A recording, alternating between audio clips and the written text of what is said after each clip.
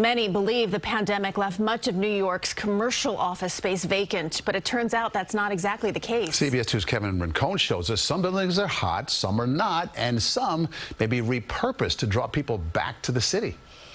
There is no shortage of commercial real estate in the city, but much like the housing market, the newer renovated spaces are in high demand. We just hit 95% occupancy, which is the highest occupancy number in the history of the building. Here at One World Trade, office space is becoming harder to come by. You see it in the residential market. Demand is at an all-time high, and we don't think it's going to be too long until we see that renaissance in the commercial market as well. And there's proof of that. The CBRE, which tracks office numbers in Manhattan, says as of March 31st, leasing activity is up 100% year over year. When offices closed during the pandemic, tax revenues were down.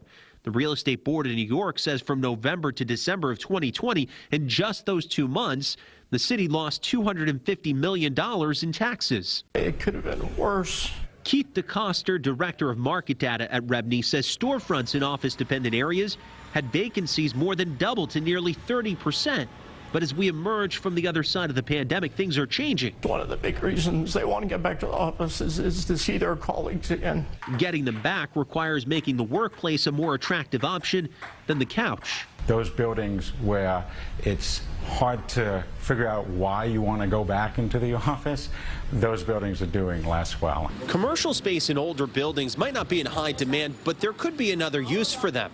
They could be converted into homes. In December, a REBNY study found 10% of Midtown's older office spaces could be turned into 14,000 new apartments. It may be that the highest value of some buildings are residential. Justin Myers is a commercial real estate broker in the city. In the past month or so, we've had several deals where there's been multiple offers and competition on the space. Buildings lacking competition are part of the reason why office vacancy rates are still high.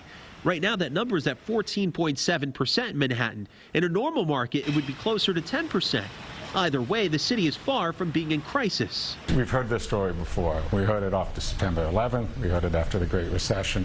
You know, New York is over. The office market is over. For now, it's a flight to quality as we reassess what life after the pandemic looks like. In Lower Manhattan, Kevin Rincon, CBS 2 News. Nice snapshot there and a reality check.